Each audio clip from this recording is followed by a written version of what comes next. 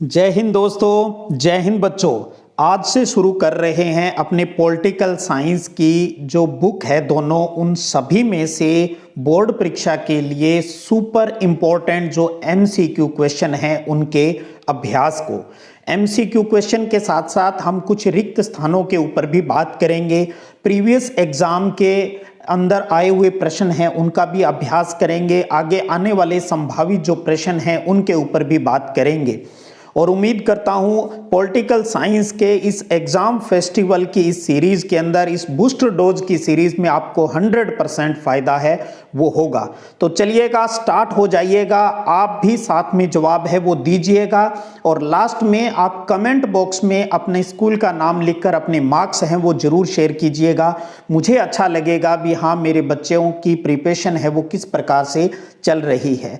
Online उसमें live वाले में नहीं दे, भले कमेंट बॉक्स के अंदर उसका आपको अपना रिजल्ट है वो अनाउंस करना है। चलिए स्टार्ट करते हैं आज के पहले शानदार प्रश्न से, और वो है उत्तर अटलांटिक संधि संगठन जिसको हम कहते हैं नाटो, उसकी स्थापना कब हुई? 1945 में, 1947 में, 1949 में या 1955 में? कब हुई नाटो की स्थापना? सही उत्तर यहां ऑप्शन है वो 1, 2, 3, 4 में दिए गए हैं। परीक्षा में आपके ए-बे-सैदा आएगा तो उसमें कोई कंफ्यूज होने की जरूरत नहीं है आपको। तो नाटो की स्थापना कब हुई? सही उत्तर है ऑप्शन 3, बिल्कुल सही। 1949 अप्रैल 1949 के अंदर पश्चिमी जो गुट था उनका ये गठबंधन था और उस टाइम जो सदस्य देश थे उनकी संख्या भी याद होगी आपको, कितनी थी? 12। और नाटो के विरोध के अंदर जो यूएसएसआर है उन्होंने भी एक संधि की थी, नाम याद आ रहा होगा। साथ में हम कुछ प्रश्नों के ऊपर भी चर्चा करते हुए चले और वो है वारसा संधि। और वारसा संधि की स्थापना कब हुई थी? 1955 में।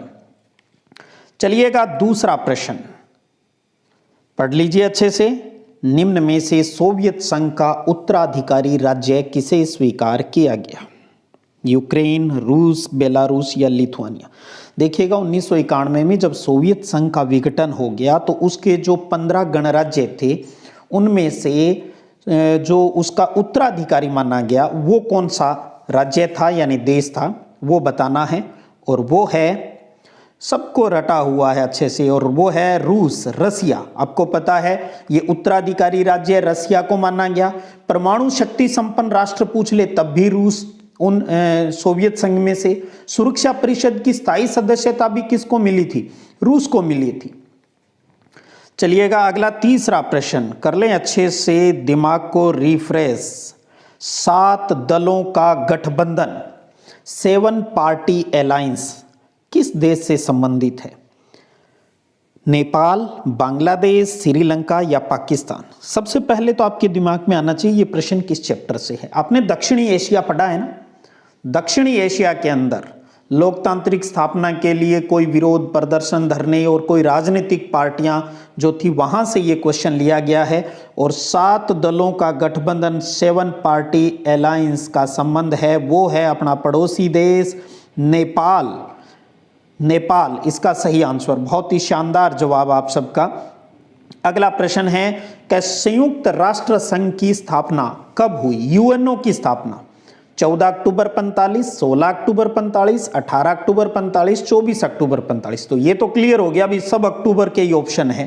तारीख का लफड़ा है इसमें, और तारीख पे तारीख। तो क्या है सही उत्तर? यूएनओ की स्थापना बिल्कुल सही, 24 अक्टूबर 1945 को। और क्या आपको याद आ रहा है यूएनओ का मेंबर इंडिया कब बना था? भारत। हाँ सही, 30 अक्टूबर 1945 को इंडिया है वो भी यूएनओ का मेंबर है, वो हो गया था। 50 + 1 51 है वो इसके सदस्य देश थे स्टार्टिंग में। अगला प्रश्न है 5वां, आतंकवादियों ने अमेरिका के वर्ल्ड ट्रेड सेंटर पर हमला कब किया? सितंबर दे रखे हैं सारे ऑप्शन, थोड़ा सा आप देखेंगे 2001 और 11 को थोड़ा सा घुमा फिरा कर दिया गया है। 11 सितंबर 1, 11 सितंबर 11। ये कहीं ना कहीं इस प्रकार के जो डाटा होते हैं ना वो थोड़ा सा कंफ्यूज करने के लिए होते हैं, इसलिए जल्दबाजी मत करना ऑब्जेक्टिव के अंदर भी। तो क्या होगा इसमें सही उत्तर? बिल्कुल सही उत्तर है वो है 11 सितंबर 2001 है भाई। और वर्ल्ड ट्रेड सेंटर के ऊपर जो टेररिस्ट ने हमला किया था, इस तारीख को हम 9/11 घटना भी कहते हैं। 9/11 क्योंकि अमेरिका में महीना पहले लिखा जाता है, तारीख बाद में लिखते हैं, तो 9/11 घटना भी यही है, 11 सितंबर वाली। अगला प्रश्न देखिएगा और वो है छठा। 1992 में पृथ्वी सम्मेलन किस देश में आयोजित हुआ था? बहुत प्यारा प्रश्न। अर्जेंटीना, चिली, पेरू या ब्राजील? क्या होगा सही उत्तर? आप कहां मात खाने वाले हो? सही उत्तर बिल्कुल सटीक, ब्राजील। ब्राजील। अगला प्रश्न देखिएगा 7वां का, भारत में राज्य पुनर्गठन आयोग की स्थापना कब हुई थी? 50 में, 53 में, 56 में या 59 में? तो राज्य पुनर्गठन आयोग की इंडिया के अंदर जो स्थापना हुई, सही तारीख है वो है ईयर के रूप में 1953 भाई, 1953 के अंदर राज्य पुनर्गठन आयोग की स्थापना हुई थी। अगला प्रश्न है कि भारत में पहले चुनाव आयुक्त कौन थे? सुकुमार सेन, केवीके सुंदरम, नगेंद्र सिंह या टीएन शेषन? तो भारत के पहले चुनाव आयुक्त जिनके ऊपर पहली बार देश के अंदर, इतने बड़े देश के अंदर इलेक्शन कराने की जिम्मेदारी थी, तो वो थे हमारे ताऊजी सुकुमार सेन भाई, सुकुमार सेन भारत के पहले चुनाव आयुक्त। याद रखिएगा रे विनोद, सुकुमार सेन हैं। अगला प्रश्न है कि मिल्क मैन ऑफ इंडिया के नाम से कौन प्रसिद्ध हुए? HM दलाया, वर्गीज कुरियन, एब्रिल SJ या TD पटेल? तो milk man of India Amul, Amul, Amul खाओगे? और सही उत्तर Verghese Kurien, Verghese Kurien. Milk man of India के नाम से वर्गीज कुरियन को जाना जाता है। अगला प्रश्न है गरीबी हटाओ का नारा किसने दिया? बहुत पॉपुलर प्रश्न है। नेहरू जी ने, शास्त्री जी ने, गांधी ने, इंदिरा गांधी ने या मोरारजी देसाई ने? किसने दिया? गरीबी हटाओ की कहानी दिमाग में आ रही होगी। 5वां जब आम चुनाव हुआ था फरवरी 1971 के अंदर, तब विपक्ष का नारा था इंदिरा हटाओ और इंदिरा का नारा था गरीबी हटाओ, और बड़ा पॉपुलर हुआ था, लोगों की जुबान पर चढ़ गया था। और उस 5वें आम चुनाव में इंदिरा गांधी वाली जो कांग्रेस आर थी, उसको 352 सीटें हैं वो इसके अंदर मिली थी। तो गरीबी हटाओ का नारा रटा हुआ है आप सबके अनकॉन्शियस माइंड में भी सेट है। इंदिरा, इंदिरा गरीबी हटाओ का नारा देने वाली। अगला प्रश्न है कि नामदेव ढसाल ने अपनी कविता में सूरजमुखी आशीषों वाला फकीर किसे कहा है? बहुत प्यारा प्रश्न।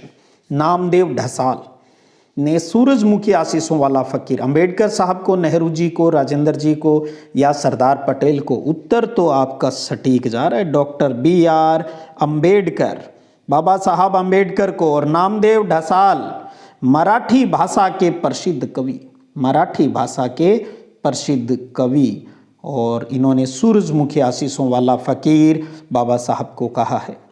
अगला प्रश्न है 12वां का, 1984 के लोकसभा चुनाव में कांग्रेस ने कुल कितनी सीटें जीती थी? तो आप देखेंगे आपके सिलेबस में कांग्रेस के टाइम की ही राजनीति के सारे चैप्टर यहाँ पर है। कुछ हमें कहते हैं ना इतिहास से सीखना है, उन चीज़ों के आधार पर ये चैप्टर रखे गए हैं। तो 1984 के जो लोकसभा के चुनाव हुए तो कुल कितनी सीटें मिली? 313, 415, 197 या 338? तो सही है वो है 415। तो शुरू वाले 507 के अंदर कांग्रेस को कितनी सीटें मिली, उनकी अच्छे से एक टेबल बनाकर दिमाग में रखिएगा। और आपको पता है ना बोर्ड के अंदर जो आपके MCQ क्वेश्चन आएंगे उनकी संख्या 12 है, और उसके बाद में रिक्त स्थान के प्रश्न आते हैं 6। तो मैंने इसी सीरीज के अंदर ये किया, चलो 12 हम ऑब्जेक्टिव क्वेश्चन और साथ में कभी कभी 6 रिक्त स्थान वाले और कभी वन लाइनर, इस प्रकार के प्रश्न करेंगे। तो रिक्त स्थानों की पूर्ति कीजिए, खाली जगह मत छोड़िएगा भाई, वरना कोई और भर देगा। तो 1962 में सोवियत संघ के नेता खालिस्तान ने क्यूबा में परमाणु मिसाइलें तैनात की। तो सोवियत संघ के नेता कौन थे उस टाइम जिन्होंने क्यूबा में मिसाइल तैनात कर दी? क्यूबा मिसाइल संकट 4 नंबर के प्रश्न के लिए सुपर इंपॉर्टेंट है इस साल बोर्ड एग्जाम के लिए। तो आपको यहाँ अब एग्जाम के अंदर ध्यान रखिएगा, जो रिक्त स्थान का जब प्रश्न आए ना तो उस पूरे प्रश्न को वहां नहीं लिखना है, आपको सिर्फ वहां पर 13 नंबर जो भी आपका जो नंबरिंग होगी वहां पर जो भी नंबरिंग होगी उस क्वेश्चन को लगा के, और रिक्त स्थान में यहाँ जो उत्तर आना है सिर्फ उसका नाम लिखना है, पूरा लिखने की आवश्यकता नहीं है, उस टाइम खराब नहीं करना है। और वो कौन है? निकिता क्रुश्चेव, या चाहिए आप शॉर्ट के अंदर है वो सिर्फ क्रुश्चेव भी लिख सकते हो। तो 1962 में सोवियत संघ के क्रुश्चेव ने क्यूबा में मिसाइल है वो तैनात की। अगला प्रश्न है कि अगस्त 1945 में अमेरिका ने जापान के 2 शहर पर परमाणु बम गिराए। तो वो दोनों शहर कौन से हैं 1945 में अमेरिका ने जापान के ऊपर?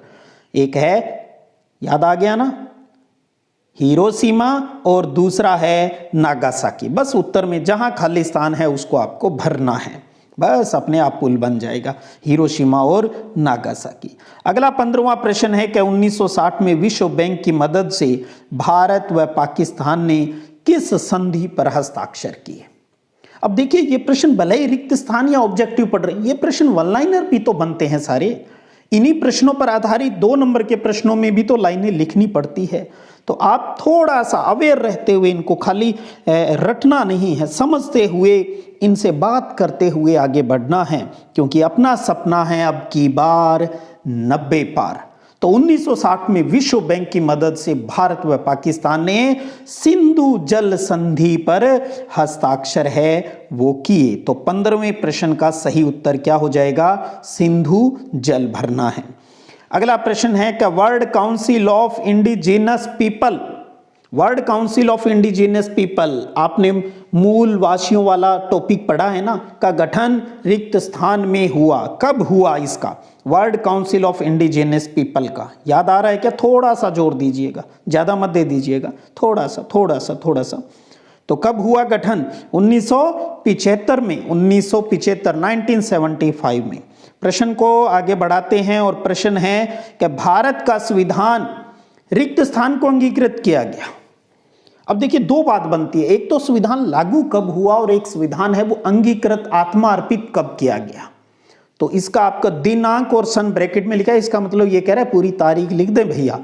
तो 26 नवंबर 1949, 1949, 26/11/1949 को हमारे भारत का संविधान अंगीकृत किया गया। लागू की बात आ जाए तो अच्छे से हम हर वर्ष गणतंत्र दिवस मनाते हैं, 26 जनवरी 1950 को लागू हुआ। अगला प्रश्न है कि 1990 में राष्ट्रीय मोर्चा सरकार ने रिक्त स्थान आयोग की सिफारिशों को लागू किया। 1990 में राष्ट्रीय मोर्चा सरकार, जनता पार्टी और वो मिलकर उन्होंने अपना सरकार बनाई थी। आई थिंक वीपी सिंह वाले टाइम की बात हो रही है। तो किस आयोग की सिफारिशों को लागू किया? तो इसका सही उत्तर क्या है? और वो है मंडल आयोग। ध्यान रखिएगा बोर्ड में मंडल आयोग और शाह आयोग, 2 आयोग आप पढ़ते हो, मंडल आयोग, शाह आयोग। और एक केशवानंद भारती विवाद का थोड़ा सा याद आ रहा होगा घटनाक्रम, 1 लाइन का एक प्रश्न बनता है। तो शाह आयोग और मंडल आयोग को अच्छे से पढ़ लीजिएगा। तो मंडल आयोग और मंडल भाई साहब जो थे, इनका पूरा नाम भी आप ध्यान रखिए, वो कौन थे? वीपी मंडल, पूरा नाम है वो इस प्रकार से, आप इतना ही ध्यान रख ले, वीपी मंडल। और ये दूसरा पिछड़ा वर्ग आयोग था और ये इसके अध्यक्ष थे और इन्हीं के नाम पर इसे मंडल आयोग है वो कहा जाता है। तो साथियों, बच्चों, दोस्तों, मित्रों, ये थे आज के अपने पॉलिटिकल साइंस के 12+6 यानी 18 प्रश्न थे। उम्मीद करता हूँ शानदार रहा होगा आज का अपना पहला एपिसोड। इसी प्रकार एपिसोड को हफ्ते में 4-5 वीडियो आपको पॉलिटिकल साइंस के इस प्रकार से मिल जाएंगे। अच्छे से लगे रहिएगा और हर चैप्टर से जो बड़े प्रश्न बनते हैं उनके बारे में भी मैंने आपको अच्छे से बता दिया है। अगर वहाँ भी आपको कोई समस्या है तो बताइएगा प्लीज़। अब ये इतना प्रेशर तो मुझ पर मत बनाइए सर इनके उत्तर भी बता दे। छोटे प्रश्नों के तो उत्तर बता दूं, बड़े प्रश्न तो अब जहाँ से आपने तैयार किया है वहाँ से आप कर ले, क्योंकि आपको पता है मैं तो हमेशा किताब पढ़ता हूँ, चाहे ज्योग्राफी है, पॉलिटिकल, आपको कहता हूँ पासबुक में जो आप पढ़ते हो बहुत सा कचरा दिया हुआ होता है और बहुत से हमारे सिलेबस के अंदर पॉइंट होते भी नहीं, डाल दिया जाता है, इसलिए मैं इस चीज़ को रिकमेंड है वो नहीं करता। चलो ये तो मेरा अपना तरीका है। आप अब जहाँ से पढ़ रहे हो, चाहे हेल्प बुक से पढ़ी, पाठ्य पुस्तक से, बस उन चीज़ों को ढूंढिएगा। फिर भी आप कमेंट कीजिएगा, अगर मुझे लगा अभी हाँ वास्तव में इनकी प्रॉब्लम जेन्युइन है और मुझे बतानी चाहिए तो उसके ऊपर मैं ज़रूर बात करूँगा। इसी प्रकार लगातार बने रहिएगा। और अब आपको अपने 18 प्रश्नों में से कितने आज आपके ईमानदारी से सही हुए, कमेंट बॉक्स में अपने स्कूल का नाम लिखकर मार्क्स हैं वो शेयर कीजिएगा। और अगले वीडियो सेशन में फिर बात करेंगे, पूरी पॉलिटिकल साइंस से ही इंपॉर्टेंट क्वेश्चनों को हम उठाकर आगे बढ़ते रहेंगे। और अपना सपना है अब की बार 90 पार, जिसे हम अचीव करके रहेंगे। अनकॉन्शियस माइंड में एक बात सेट कर लीजिएगा भी, आप विनर हो, आपके बहुत अच्छे मार्क्स बन रहे हैं, आप जीत रहे हो, आपके सब याद हो रहा है, अपने आप को कोई भी नेगेटिव फीडबैक आप नहीं देंगे। सौगन लगेगी अगर आपने अपने आप से नेगेटिव कुछ कहा तो सिर्फ पॉजिटिव सोचना है। जैसा सोचोगे वैसा आपके साथ हो जाएगा, वैसा आप बन जाओगे। चलिएगा फिर मिलेंगे, तब तक जय हिंद जय भारत।